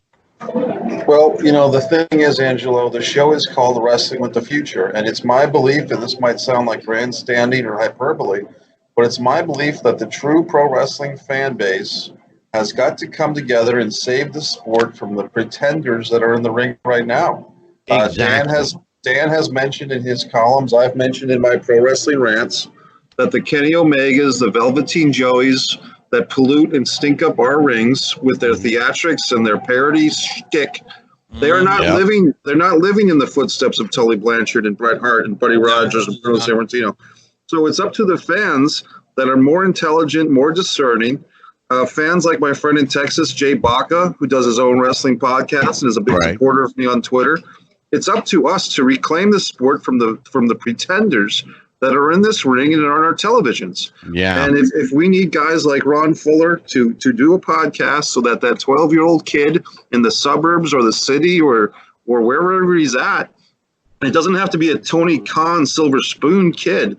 Pro wrestling, by its nature, is a less expensive production to put on than a lot of things, because you basically need a ring and about 20 guys to do a good show in a venue. Yeah. So my hope is that this show not just preserves the past, but lays a foundation to salvage this sport for the future. That's my hope. Well said, Dan. Yeah, I mean, you can't argue with that. I know it sounds campy, but in order to wrestle with the future, you have to embrace the past, and it's that mentality. And the more you reach the audience, and you see that with your Jim Cornettes and your Eric Bischoffs and a lot of these, you know, excuse me, the stud cast and all these, you know, the narrative of the past, because like Mikey said, I mean, a lot of people don't realize the financial peak of wrestling was pre-WrestleMania.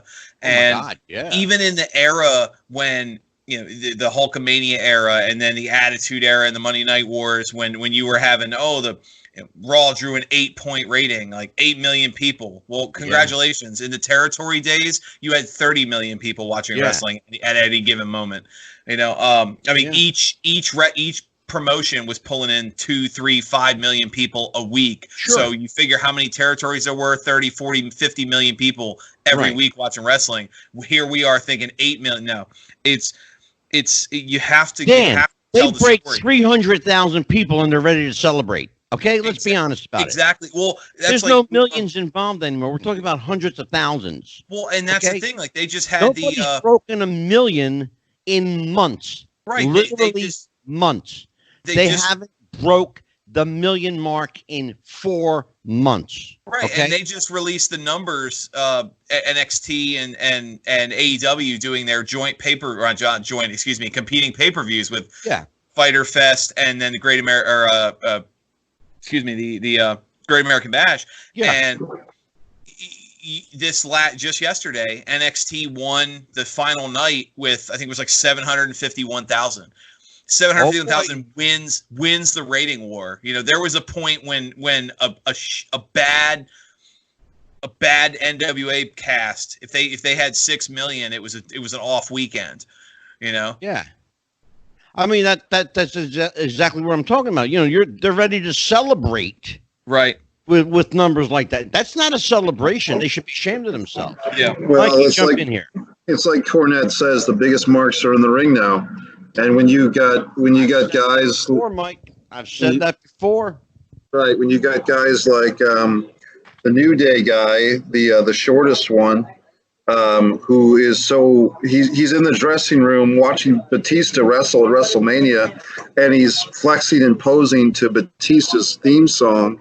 And you've got one of the guys is actually pretty good. Dax Harwood today is twittering about, he's with AEW now, and he's twittering about how he's watching both AEW and NXT, and as fans, we should be happy. This is a guy who's in the Revival who's telling us that he's watching the company that he just left because they wouldn't promote him, and they wanted to put him in a suspenders and a bow tie. And I tweeted back to him, I said, hey Dax, aren't you a wrestler, not a fan? And somebody responded to me. No, they don't understand. Right. Somebody responded to me. Speaking of bringing people back, can somebody make sense of bringing back Heath Slater? Or am I missing something here? That was didn't they get rid of him for a reason? He was part of the like budget he can't cuts. wrestle, like he's got no personality, like he can't cut a promo, like he's really not that much to look at. Like, he's not why much. We got him back here. No, he's not much physically. I'll shut up now, Dan. Go ahead. No, you're fine. Heath Slater's not much physically, but he is a talented performer. He's just one of those guys that's never really meant to get above the curtain jerker position. Why did they bring him back? For what reason? They did that as a favor to their champion. They obviously that was his goodbye, because it was they cut all these people during an outbreak. And not everybody got their moment in the sun, and he'd been with the company for years, and his best friend happens to be the current champion. So they did that as a favor to the champion. Now I think it's going to be interesting because the second his non-compete clause is up, he's going to TNA, and at least that's the rumor anyway. And why TNA? His former tag partners there, and they've been hyping. So he's going to go to a group that's barely existent at the moment. Well, it's got to be better than being unemployed. I mean, I don't know. Well, if you're going to have that mentality, go to AEW and make some money while you're doing it. Well, AEW's being they're not, they're got to be real careful not. Yeah, Mikey, go ahead. Mikey's on mute. You're muted. Okay, guess not. But AEW's they're not trying to sign every WWE guy, because that was WCW's problem, was they would sign these mid-carders and try and push them, and it just didn't work. Yeah. Well, like I said, Dan, I don't understand the sense. Now, what are they going to do? They're going to bring him back again? You think they're done with him? Was a one-off deal? Yeah, that was a one-off. That was his goodbye. Like I said, that was a favor to the champ. And that's it. Just to give him some closure? Yeah, he's been with the company for over 10 years. 14 years. Yeah, you might as well give him something. I'm going to take the opposite point of view, guys. I actually thought that was a good segment. I've been a low-key Heath Slater fan and a three-man band fan for a while. I'm sorry, Mike. I was going to say, don't get me wrong. I agreed. I thought it was a good segment, but it doesn't change the fact that it was a one-off. Well, let's put it this way: with wrestling, with WWE, with any wrestling company, these guys, in theory, are free agents. In theory, they can come and go as they please. We all know that that's not true in practice. Mm-hmm. But what I thought was kind of a waste was that they didn't get a better match out of it. They didn't get any meat off the bone. For instance, Randy Orton and Christian could have had some meat on the bone. Why Well, not? let's not hold on, Mikey. I gotta stop you there. That's a whole nother dynamic. When you're talking about Heath Slater, understand something. He's there for Phil. He's only there for Phil. All right. They have no intention, at least in my estimation, from what I saw, they have absolutely no intention of using him for anything substantial. Like Danny said, this was a one-off. This was a final bow, a curtain call. This was his, doing the favor for a guy on the way out, whatever the case may be. But they let him go. And we need to understand something. They let him go for a reason. He just doesn't have it. Can he work? Yeah, he can work. He's okay for a preliminary guy. But he's not a main eventer. He's not even a middle carder. He's a curtain jerker. And that's all he's ever intended to be. The problem they made was trying to create this character for him that he's clearly not. He's a young, good-looking Southern guy, very Southern, very much, the accent, the attitude. He's this guy from the South, man. And that's why Vince won't ever push him, because he is Southern. And if they were smart, they could have used that to push him. Yeah, but they're not smart. Right. I'll give you case in point. Time after time, we've seen it. Let's say Hillbilly Jim. Remember him? Yeah. Uncle Elmer. Remember him? Okay. I can go on. Look, Pretty Joe Floyd or whatever. What was his name, Dan? Pretty Joe Floyd, right? Freddie Joe Floyd, Tracy's mother. Freddie Joe Floyd. Yeah, Freddie there Joe you go. Floyd. There you go. I guess the point I'm trying to make is, I know Vince doesn't like Southern guys, but he's a smart businessman. He knows how to make money. Well, he used to. I'm going to clarify something, folks. He used to be a smart businessman, and he used to know how to make money. He's bleeding money out the pockets right now, okay? Dan, tell me if I'm in the ballpark here. I mean, they could do something with guys like that, but they choose not to. Why? Yeah, outside of Texas, they don't push Southern talent, and that's a deep-seated problem. Now, you see in NXT, there are some Southern stars that have come up, but then again, NXT is the continuously the best program WWE has, and also the only one Vince McMahon has nothing to do with. Yeah, and by the way, NXT is based in the South. Florida, you don't get any more Southern than Florida. It's even It's further like south than literally me. the most southern place in America. It's an hour and a half south of me. I guess my thought, guys, continues to be everybody, myself included, we blame Vince McMahon Jr. for everything that's wrong with WWE creatively. Because it's his company. I guess my question. I hear you, but my question is: does the guy have early onset Alzheimer's? Does the guy have early onset? I don't know if clinically he has onset Alzheimer's. I could tell you he's out of his fucking mind. Well, I'm trying to give him the thought that maybe glean from that what you will. Glean from that what you will. He looks like a deer in the headlights. Okay. My when point he never is, did. Does Vince McMahon, who is I don't know if he's in his mid 70s, late 70s, but he's 75. Okay, so the point is this: I'm not trying to pick on anyone who's a senior citizen at all, but we all get older and we all have problems with aging to different levels. And my feeling, it's no offense to Vince or anyone else who's older, it's that Vince is getting older and he's having problems with his mind. And that's as politely as I can say it. To accept the reality of the situation, have a meeting with his family and say, I think maybe I should step down. What did I say before, Dan? He's got too much pride, too much ego, pride. I think Dan and I had this conversation. I don't know if you were on the show that night, Mike, but Dan and I had this conversation. All I would love for all he has to do to make me happy. It's as simple as this. All he has to do, walk away. Just walk away. They did. Right. They did that as a storyline 5 or 6 years ago. Triple H came into the ring and told Vince that he was done and blah blah blah. So it's like 2 years ago in December of 18, the McMahon foursome came into the ring and told us that we were in charge. Remember that? And nothing changed. So yeah, we're gonna listen to that. Not only did nothing change, but the product got worse. Well, understand the difference between a work angle and a real angle. Okay? If you see it on television, trust me, folks, it's a work. Right. It's a work. They will never, ever tip their hat on when a camera is rolling. You'll never see it. You'll never hear it.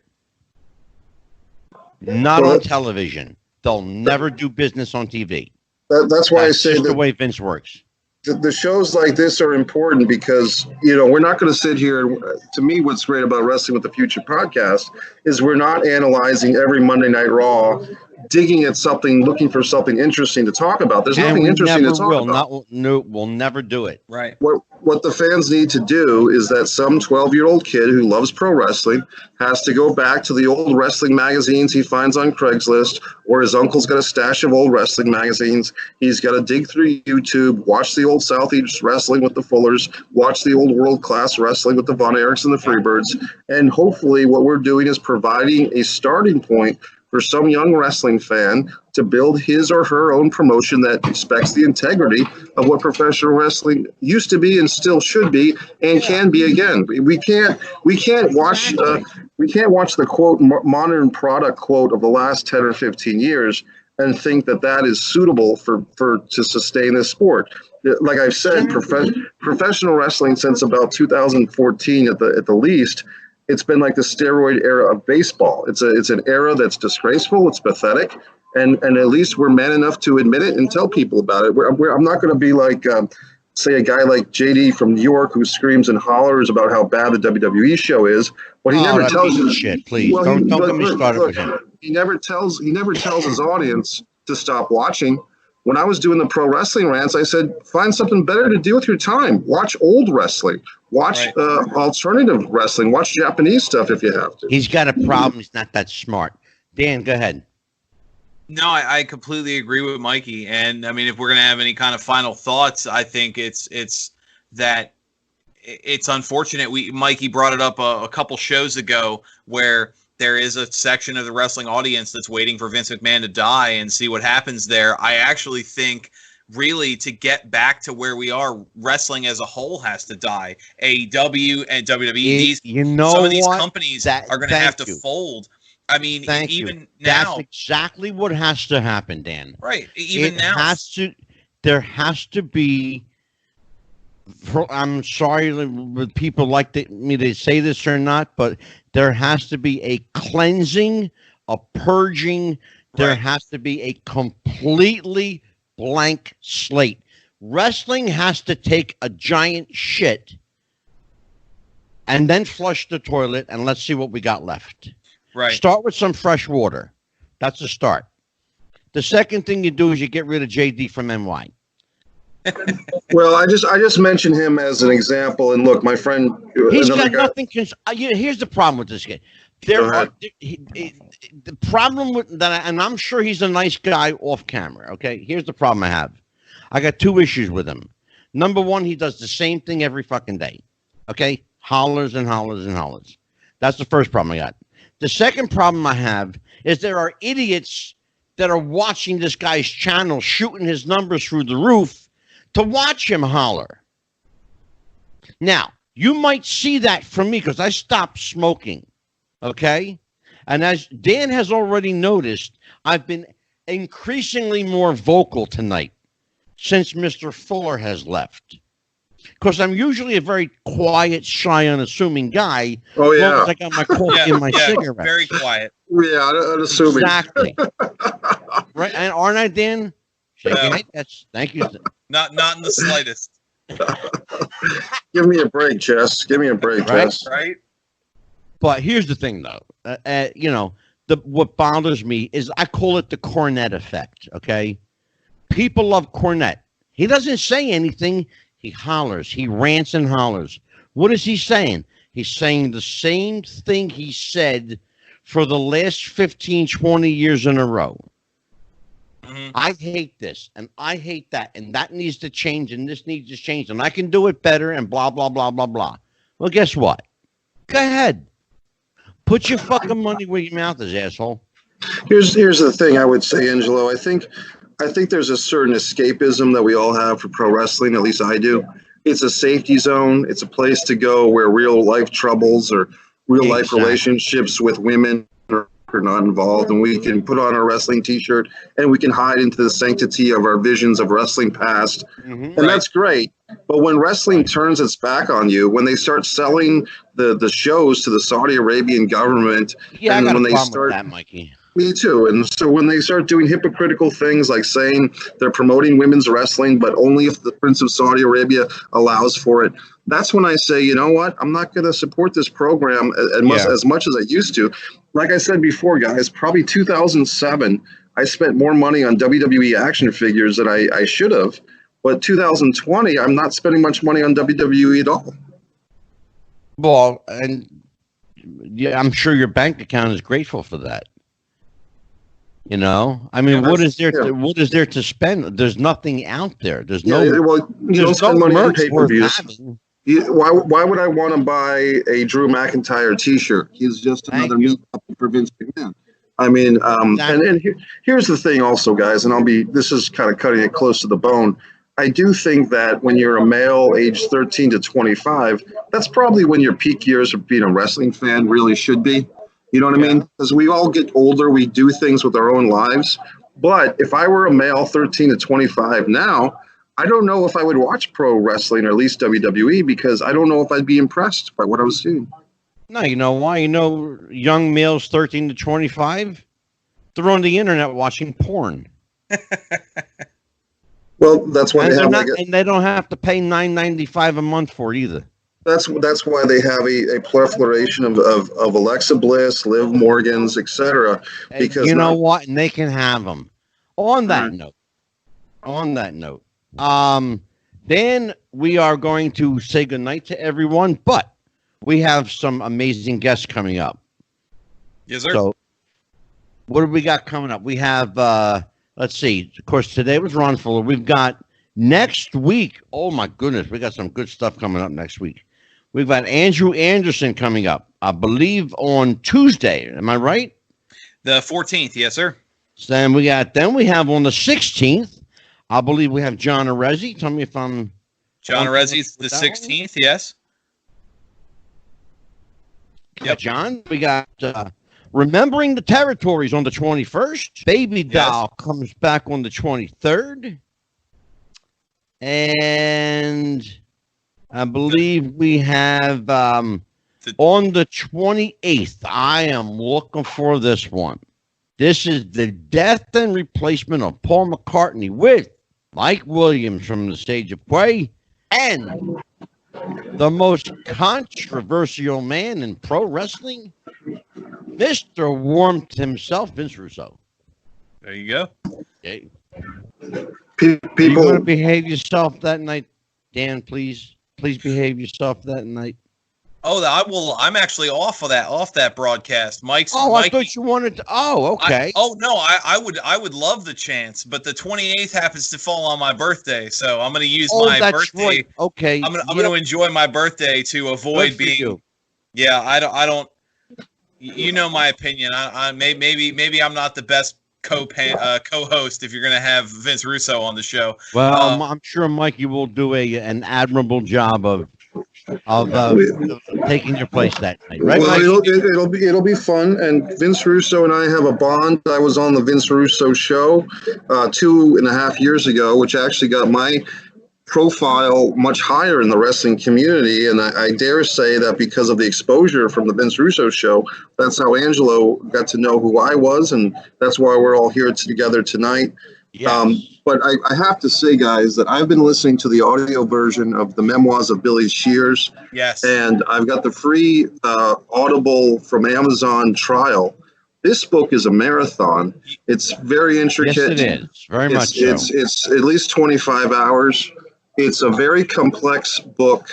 And if people believe or they don't believe, you have to give credit to whoever wrote it, Ghost wrote it, if Paul McCartney, who we know is Paul McCartney, if it's pure fiction, if it's partially fiction. This thing is intricate. This thing is well designed. I will tell you that's where I'm torn, because you know how much I love that the Paul McCartney conspiracy, and I would have loved to have been part of that show, but obviously with my birthday I'm booked. But I do want to throw the following show on the 4th. I'll be hosting, and we're going to have Ray Savino, who's a friend of the shows, and a couple of the cast. Yep. We might have a call-in or two from the cast of Ghost Hunters on A&E, and we're going to do a show discussing paranormal investigations, which, if Good. I'm correct, Angelo, is the first time in the show's history we're going to have back-to-back non-wrestling shows. So Absolutely, and we're going to be doing a lot more of them, and I would love to be on that episode. it should be fun. And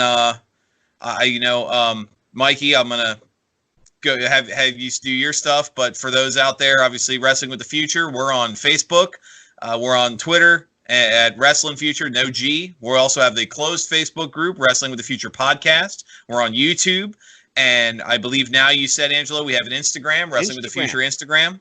At Wrestling with the Future. And we continue to expand the brand. We're over 130 stations now on podcast, including 4 international. Yep. So we continue to expand the brand, and like Mikey said, we got to raise that profile, and we continue to do so.